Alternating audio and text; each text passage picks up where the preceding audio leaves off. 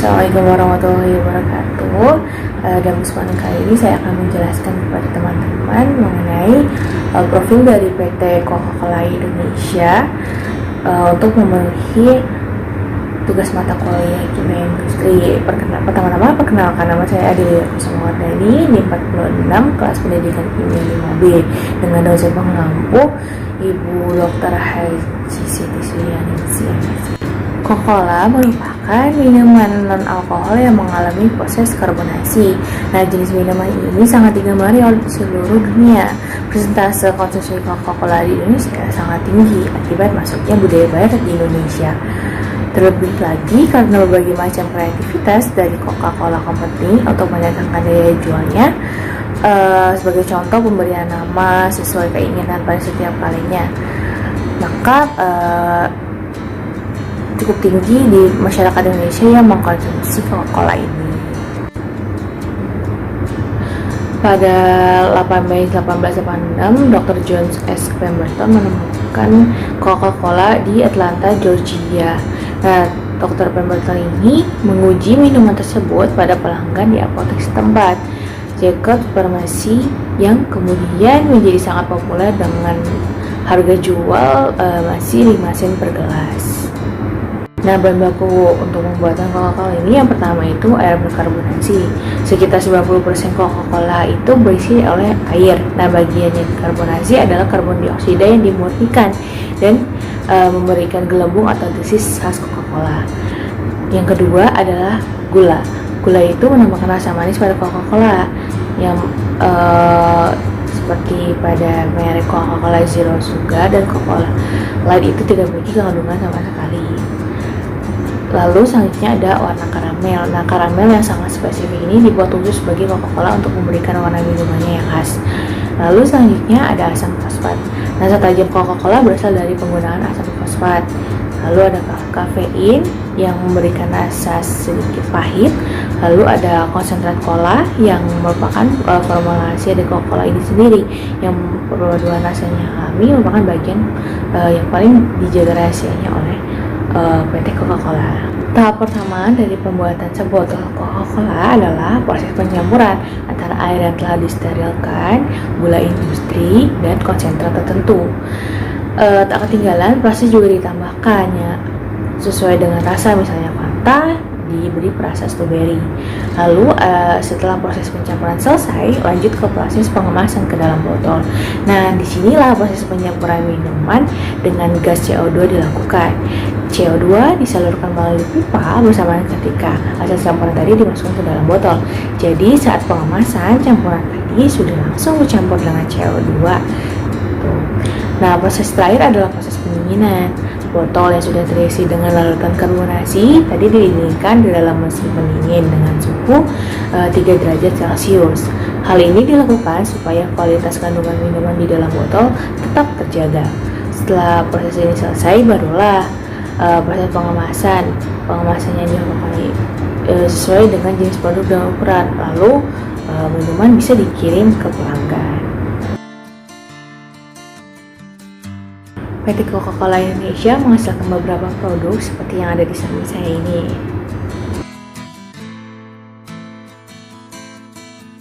Saya menghasilkan beberapa produk. Coca-Cola juga menghasilkan 4 macam limbah. Yang pertama itu limbah padat. Limbah padat dapat diolah dengan mengumpulkan limbah pada tempat-tempat yang sudah ditentukan. Nah, limbah padat itu bisa berasal dari botol, karbon aktif, dan filter air. Dan seperti yang ada di tabel sebelah saya, limbah yang dapat didaur ulang dikumpulkan untuk daur ulang dan diserahkan ke pihak ketiga. Lalu yang kedua yaitu adalah limbah gas. Limbah gas berasal dari boiler, pendingin, forklift, dan kendaraan lainnya. Biasanya dihasilkan karena adanya proses pembakaran bahan bakar organik yang menghasilkan CO2. Cara mengurangi pencemaran ini bisa dengan menghijau di sekitar pabrik dan pemilihan bahan pendingin yang cair yang ramah lingkungan sehingga tidak merusak ozon. Yang ketiga ada limbah cair. Limbah cairnya itu dikelompokkan menjadi ada sesuai asalnya, limbah dari bahan baku, limbah dari bahan produk, limbah dari produk jadi yang terbuang, terus ada minuman yang sisa dari botol yang dicuci, terus air buangan dalam mesin cuci, dan sisa oil yang encer. Yang kedua itu tergantung prosesnya. Antara lain ada proses pencucian botol, proses filling, pembuatan sirup, pengolahan air, proses sanitasi, utility, dan kantin. Lalu yang ketiga itu ada limbah B3, bahan berbahaya dan beracun. Nah, limbah yang termasuk B3 ini limbah yang memenuhi salah satu atau lebih karakteristik, yaitu mudah meledak, mudah terbakar, bersifat reaktif, beracun, menyebabkan infeksi, dan bersifat korosif. Efek samping dari banyaknya mengkonsumsi Coca-Cola yang mengandung banyak kalori akan meningkatkan kadar glukosa. Nah, kadar glukosa yang berlebihan ini bisa menyebabkan penyakit diabetes mellitus. Maka dari itu penting bagi kita untuk mengurangi konsumsi Coca-Cola, sekalipun rasa dari Coca-Cola itu bisa menyegarkan diri kita, kayak gitu. Nah, berikut merupakan informasi nilai gizi pada Coca-Cola yang sebanyak 330 mili. Nah, sistem K3 di Coca-Cola Indonesia ini yang pertama inspeksi tempat kerja yang dilakukan untuk mengetahui pelaksanaan dan penyimpangan K3 di lapangan. Lalu yang kedua itu inspeksi harian, terus ada inspeksi bulanan dan inspeksi tahunan.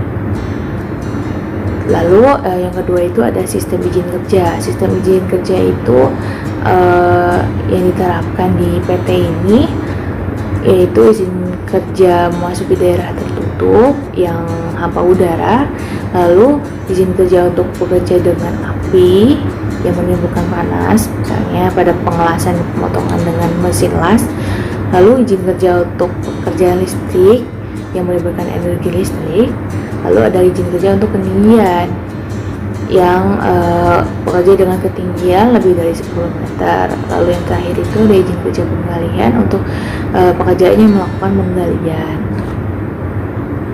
Yang ketiga ada alat penanggulangan kebakaran. Yang pertama itu ada APAR atau alat pemadam api ringan, yang merupakan alat pemadam kebakaran yang berupa tabung, mudah dibawa dan digunakan untuk memadamkan api pada mula kebakaran. Yang kedua itu hidran, yaitu alat pemadam kebakaran dengan media pemadam air yang telah dirangkai pada suatu sistem. Yang ketiga itu ada fire truck, yaitu satu unit mobil pemadam kebakaran yang siap setiap saat bila terjadi kebakaran. Lalu ada alarm isyarat tanda bahaya, lalu kelompok pemadam dan evakuasi kebakaran.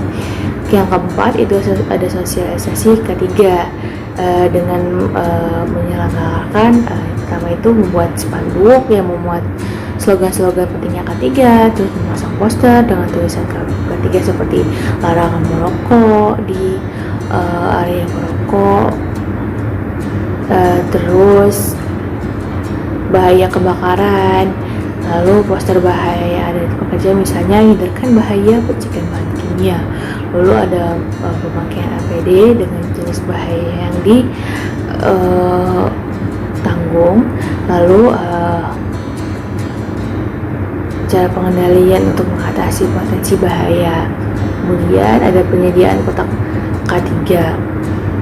Yang kelima itu adalah APD.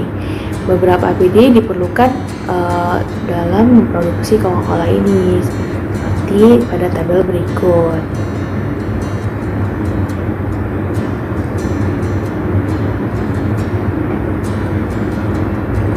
Lalu selanjutnya ada alat pengaman kadar uap, instalasi pengaman listrik dan petir. Kemudian untuk penerapan SMK 3, yang pertama itu kebijakan keselamatan kerja, ditulis dan ditangani oleh pengusaha atau pengurus yang memuat keseluruhan visi. Lalu yang kedua itu membentukkan panitia pembina K3 yang bertanggung jawab untuk melakukan inspeksi tentang pelaksanaan Ketiga, di departemennya secara teratur, terus melaporkan semua penyimpangan, mengidentifikasi semua masalah keselamatan, mengadakan pertemuan bulanan untuk membahas berbagai macam pelaksanaan K3 di perusahaan. Lalu yang ketiga itu ada program-program K3. Yang pertama itu training penyegaran, training awal sebelum kerja, terus penyediaan alat K3 bagi perusahaan, bagi karyawan. Kemudian ada audit dan kontrol. Itulah beberapa informasi mengenai PT Coca-Cola Indonesia. Kurang lebihnya mohon maaf. Wabillahi taufiq wal hidayah. Wassalamualaikum warahmatullahi